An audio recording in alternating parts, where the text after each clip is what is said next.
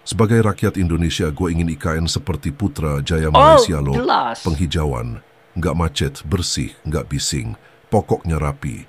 Aja gitu, enak dipandang mata. Saya sampaikan ke Bapak Presiden, Pak, membangun ibu kota negara tidak mudah, banyak yang gagal. Ini contohnya. Berikut, Putrajaya Malaysia, bagus desainnya Pak, silahkan main ke sana. Tapi setelah maghrib, sepi Pak, Bu. Assalamualaikum warahmatullahi wabarakatuh. Saya di Putrajaya di Malaysia, dan ini kelihatan beda antara kota yang tidak direncanakan dan kota yang direncanakan. Putrajaya kelihatan sekali sebagai kota yang direncanakan, jadi semuanya udah rapi. Hai, assalamualaikum warahmatullahi wabarakatuh. Welcome back to my channel Hai Merbat TV. Oke, apa kabar hari ini? Mudah-mudahan kabar daripada kalian semuanya semoga disehatkan oleh Allah, dilancarkan rezekinya, dan mudah-mudahan senantiasa selalu dipermudah segala urusannya. Amin, amin ya rabbal alamin. Oke teman-teman, di sini ada sebuah video yang berjudul tentang apakah bisa IKN seperti Putrajaya. Wow, ini sangat menarik sekali teman-teman. Dan kabar-kabar yang viral hari ini, IKN itu mangkrak teman-teman, dan tidak dilanjutkan oleh Presiden Prabowo Subianto. Kenapa?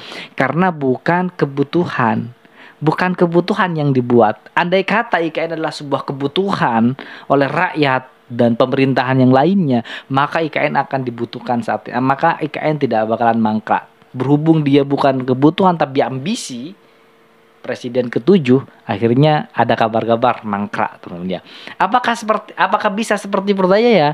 Kita lihat jawabannya di video kali ini. Oke, seperti biasa buat kalian yang baru berjumpa dengan channel ini atau sama sekali belum tahu dengan channel Hai Merbat TV, ini channel ketiga atau kedua lah daripada Merbat TV teman-teman ya. Silahkan subscribe terlebih dahulu. Oke, seperti videonya, jom kita tonton bersama, let's go. 3. Assalamualaikum bos, gue baru aja siap berak nih. Biasalah sakit perut. Sebagai rakyat Indonesia, gue ingin IKN seperti Putrajaya Malaysia loh. Jelas. Penghijauan, nggak macet, bersih, nggak bising, pokoknya rapi. Aja gitu, enak dipandang mata. Tapi ya gitulah. Sesuatu yang terburu-buru pasti mangkrak, penuh dengan masalah. Pembebasan tanah warga belum kelar, wah banyak lagi lah. Dan baru-baru ini menterinya Pak Prabowo bilang, IKN bukan prioritas. Akan dibangun tapi nanti. Masih banyak lagi yang lebih penting. Dari raut wajah Pak Prabowo, gua kasihan. Karena banyak menanggung beban dari presiden sebelumnya. Dalam waktu 100 hari jadi presiden. Koruptor udah banyak ditangkap Pak Prabowo. Belum lagi bandara di IKN banjir. Padahal ratusan triliun loh dananya. Tapi herannya ada YouTuber tolol namanya Romli dan Iki. Mereka kerja di Malaysia, menyalahkan Prabowo karena IKN mangkrak. Lu berdua emang tolol. IKN itu bukan maunya Prabowo, dibangun sebelum Prabowo jadi presiden. Mangkrak kok disalahin Prabowo, dengar ya tolol. Prabowo tahu mana yang lebih diutamakan antara rakyat atau IKN. Gua marah kalau lu hina Prabowo atas ketololan lu berdua. Oke, sekarang kita bahas Putrajaya.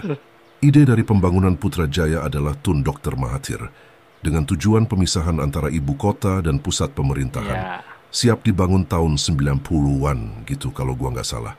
Walaupun ada pejabat Indonesia mengatakan Putrajaya sepilah, ibu kota gagal lah, tapi kenyataannya para ASN kita datang langsung ke Putrajaya, bahkan meminta pendapat langsung dari Tun Dr. Mahathir agar IKN bisa seperti Putrajaya. Pertanyaannya, kenapa Putrajaya bisa dibangun tanpa ada sejuta masalah?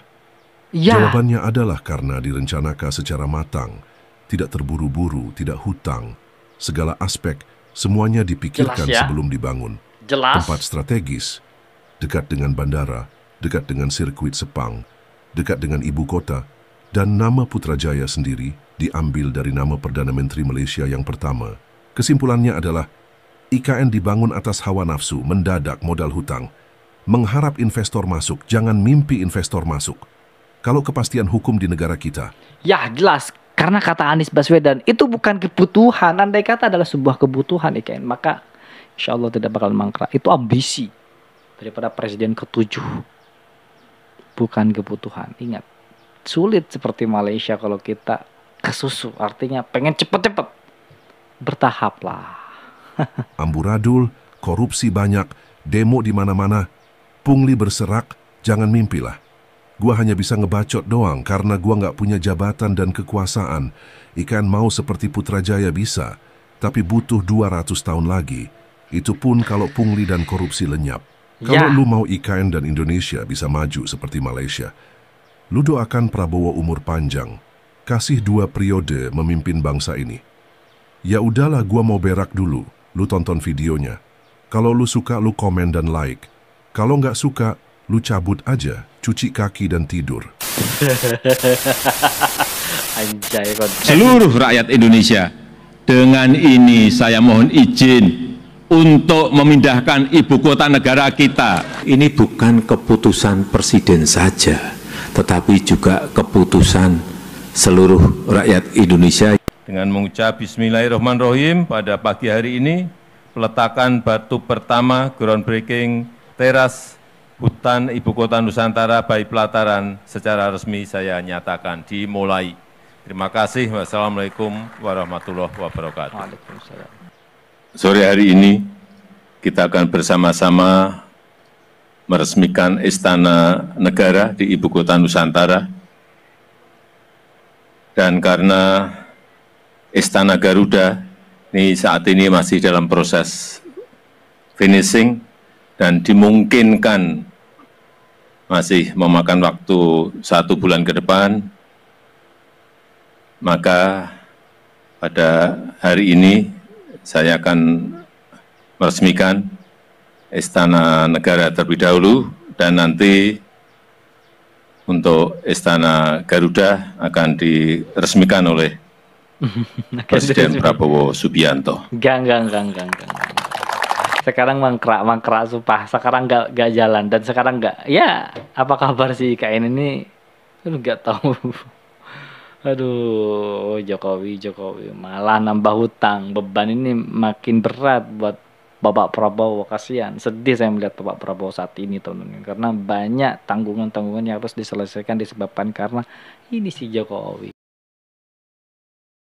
Dia itu tenang. Selama dia tidak bisa diadili, maka Indonesia, Bapak Prabowo Subianto gelisah tentunya. Dan dengan mengucap Bismillahirrahmanirrahim, pada siang hari ini saya resmikan Istana Negara di Ibu Kota Nusantara. Terima kasih. Wassalamualaikum warahmatullahi wabarakatuh.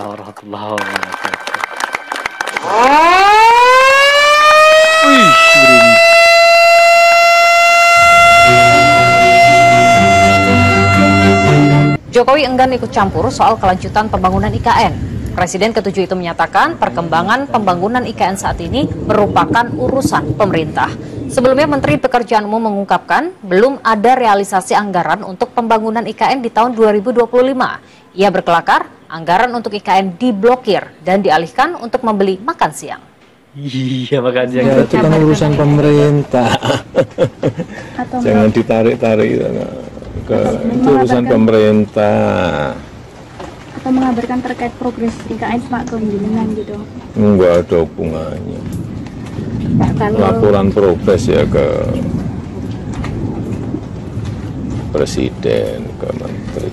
Anggaran IKN diblokir untuk tahun 2020. Dialihkan ke makan gratis ya. Bagaimana di tahun 2026? Belum tahu, tergantung kondisinya. Tapi kalau sekarang saja diblokir, ya berarti kan ada persoalan besar. Ada yang mengatakan ini adalah unsur politik. Ada yang mengatakan ini benar-benar persoalan pembangunan bangsa. Dengan ini pula, ini adalah sinyal yang sangat kuat bahwa Prabowo memang sudah mulai meninggalkan Jokowi. Wah, seru ini. Oh, enggak. Gawat, IKN terancam mangkrak. Masa depan pembangunan IKN kini banyak keenggakpastian, seperti mundurnya Ketua dan Wakil Otorita IKN Bambang Susantono dan Doni Rahajo, serta minimnya investasi asing. Banyak yang memprediksi kalau proyek ambisius ini mungkin akan berakhir mangkrak. Menteri Investasi Bahlil Lahadalia bilang bahwa hingga kini belum ada investor asing yang berinvestasi di IKN. Hal ini dikarenakan pembangunan tahap pertama yang berfokus pada kawasan inti belum selesai. Meski nggak ada investor, pembangunan IKN masih bergantung pada APBN. Pembangunan IKN diperkirakan menelan biaya sekitar 466 triliun, dengan 89,4 triliun berasal dari APBN, 123,2 triliun dari BUMN, dan sisanya dari KPBU. Kenapa orang itu tidak ada yang mau berinvestasi ke IKN sampai hari ini? Kan nggak ada kan? yang dari luar gitu, ya, yang sudah pasti, kecuali akhir-akhir ini beberapa paling tidak sampai saat itu jawabannya katanya, karena kepastian hukum sini tidak ada. Orang mau berinvestasi sudah jelas aturannya gini, tapi diajak masuk pintu lewat pintu belakang oleh pejabat sendiri, kamu bayar segini aja deh, saya yang nanggung, selesai. Kan tidak ada kepastian nih, nanti kalau udah jadi pasti diperas lagi, kamu dulu nggak bener tuh, peras lagi, sehingga itu menyebabkan iklim investasi. Urgensinya di mana? Kalau kita ini kelebihan banyak uang, kalau uang kita ini banyak kayak negara Qatar, kita pindah-pindahin kemana aja bisa. Nah, urgensinya di mana? GDP per kapita kita cuma 3.500, uang juga pas-pasan, BPJS saja kita defisit, susah membayar utangnya, utang luar negeri kita meningkat. Kok mau pindah ibu kota itu di mana itu logikanya gitu? Atau lebih baik dipindahkan tapi nah, urgensinya apa? Ada apa dengan Jakarta? Jakarta menurut saya nggak ada masalah. Area VIP Bandara IKN belum lagi ramai digunakan, tapi sudah ramai pemberitaan. Bukan ramai berita bagus, tapi justru berita keprihatinan. Proyek kebanggaan Pak Jokowi itu dilanda banjir dan berlumpur setelah diguyur hujan lebat. Katanya IKN itu dibangun di daerah bebas banjir. Apa ini sesuai dengan omongan Pak Jokowi yang pernah viral dulu? Banjir di Jakarta bisa diatasi kalau saya jadi presiden. Nah, begitu jadi presiden, Jakarta kok tetap banjir, malah ibu kotanya yang dipindah ke IKN. Sekarang IKN juga banjir. Apa karena Pak Jokowi sudah nggak jadi presiden, jadi IKN dilanda banjir? Jangan-jangan Pak Jokowi nanti mau bilang begini, kalau pingin IKN nggak banjir, saya harus jadi presiden lagi. Wes, angel. Pesan terbuka untuk para pemimpin yang punya hati nurani. Jangan pernah tutup pintu Intek sebelum ada penyelesaian tanah warga yang ada di RT 1 dan 2. Dan jangan pernah tutup pintu air yang ada di Intek untuk pengairan yang ada di IKN. Dengan mengorbankan kami yang ada di sini. Betul? Saya sampaikan ke Bapak Presiden, Pak, membangun ibu kota negara tidak mudah, banyak yang gagal. Ini contohnya. Berikut, Putrajaya Malaysia, bagus desainnya Pak, silahkan main ke sana. Tapi setelah maghrib, sepi Pak, Bu. Assalamualaikum warahmatullahi wabarakatuh. Saya di Putrajaya di Malaysia, dan ini kelihatan beda antara kota yang tidak direncanakan dan kota yang direncanakan. Putrajaya kelihatan sekali sebagai kota yang direncanakan, jadi semuanya udah rapi. Ya, misalnya saya berada di depan Pasir Putra, misalnya sungainya atau danaunya atau jalannya itu semua bisa dibikin rapi ya. IKN ini bener-bener dibandingkan dengan Putrajaya, teman-teman ya. Bener-bener IKN ini jauh kalah. Putrajaya itu berhasil, luar biasa Malaysia mengelola ibu kota. Di luar ibu kota, artinya pemerintahan Malaysia itu dibagi menjadi dua, artinya dibagi. IKN rencananya itu benar-benar ingin seperti Malaysia, tapi apa yang terjadi? Gagal. Bagaimana kita itu bisa maju seperti Malaysia? IKN saja gagal seperti Putrajaya, apalagi kita mau seperti Malaysia, makmur, maju, sulit. Dan sistem transportasinya digantikan ini gedung parlemen lah kira-kira gitu. Ini trotoarnya, kemudian jalannya, dan bagaimana transportasinya. Mudah-mudahan IKN di Kalimantan juga gitu ya. Jadi direncanakan dulu dengan matang, baru kemudian dikerjakan. Kalau IKN matang nggak ya rencananya? Terima kasih. Assalamualaikum warahmatullahi wabarakatuh.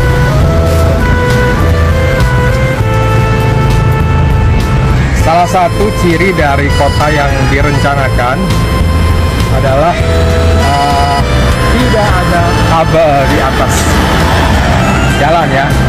Ini kita di Putrajaya di Malaysia yang merupakan ibu kota dan tanda kutip pemerintahan.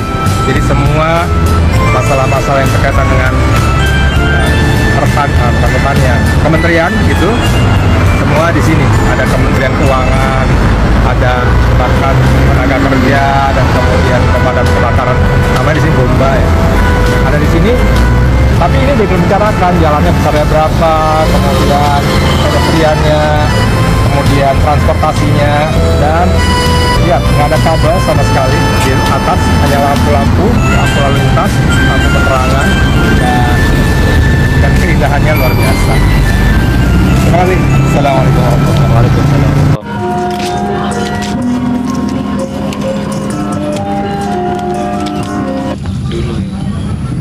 sebelum dijadikan ini.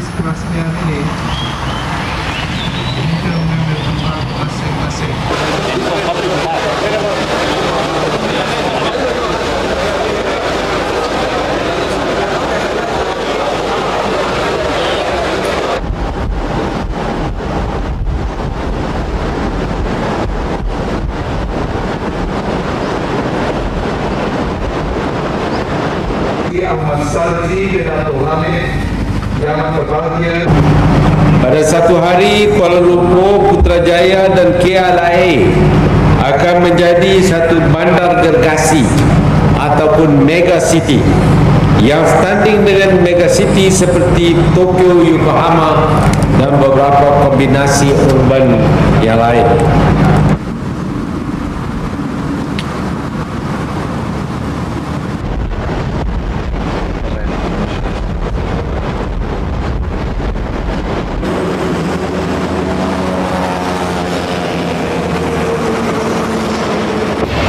A city doesn't rise up from the ground just like that.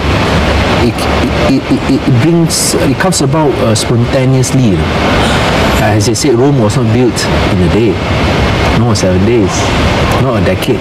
It was built centuries. So if you want to spend so much money on this new city, mega city, and it's not even a capital, is it worth it? In the final analysis, is it worth it?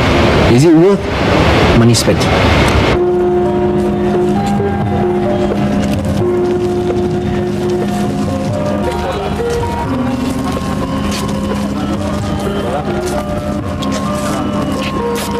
Dulu ini teman-teman ya, dulu Malaysia dulu.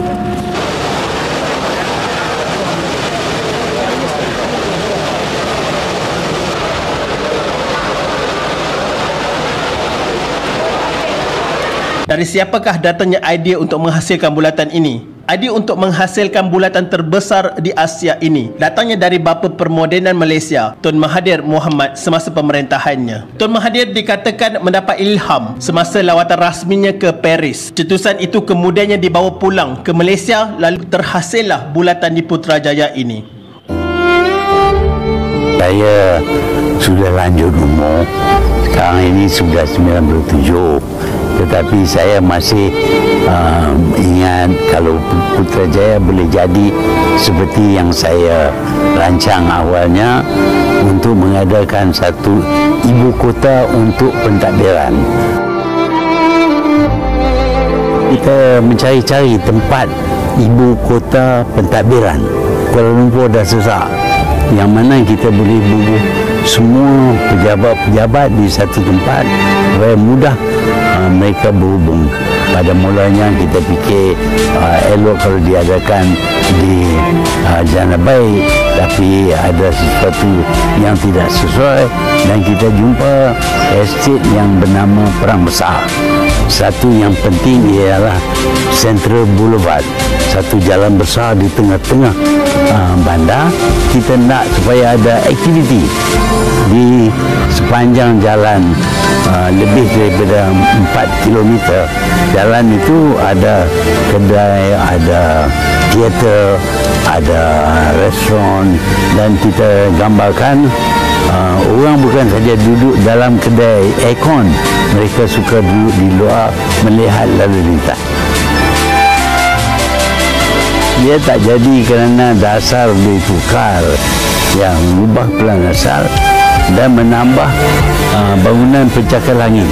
Jembatan yang kita buat ini dah 20 tahun tak diguna sama sekali, dan kita sudah buat terowong untuk kereta api, itu pun tak diguna. Itu ujilah, Putrajaya pun dah experience traffic jam. Jadi bila kita Oke teman-teman semuanya, itulah video reaction hari ini. Itulah Putrajaya, sukses, maju, bersih, terkenal, kerapiannya tertata luar biasa. IKN bagaimana? Sulit kita bayangkan. IKN mulai mangkrak, dananya mulai diblokir untuk dialihkan ke program makan gratis. Maka otomatis IKN tidak bakalan berjalan lagi teman-teman. Padahal sudah banyak uang masuk, triliunan, bahkan ratusan triliun yang sudah menjadi IKN saat ini. Dan apa yang terjadi? banyak rakyat yang disusahkan, banyak rakyat yang dirugikan, banyak tanah-tanah rakyat yang dirugikan, yang sampai saat ini belum jelas oleh pemerintah diganti atau tidak. Itu menyengsarakan rakyat tentunya. Pikir dengan matang sebenarnya. Kalau kita benar-benar butuh, rakyat benar-benar butuh terhadap IKN, maka akan didukung oleh rakyat. Sedangkan rakyat tidak butuh. Itu adalah ambisi daripada presiden kita ke-7, Bapak Joko Widodo. Dan saat ini saya sedih melihat Prabowo. Kenapa? Banyak tanggungan yang harus diselesaikan disebabkan karena mantan presiden. Oke, itulah video reaction hari ini. Buat teman-teman yang suka dengan video ini, silahkan bantu dengan cara menekan tombol like, komen, dan share. Seperti biasa, jangan lupa subscribe. Baik, kita akhiri. Wassalamualaikum warahmatullahi wabarakatuh.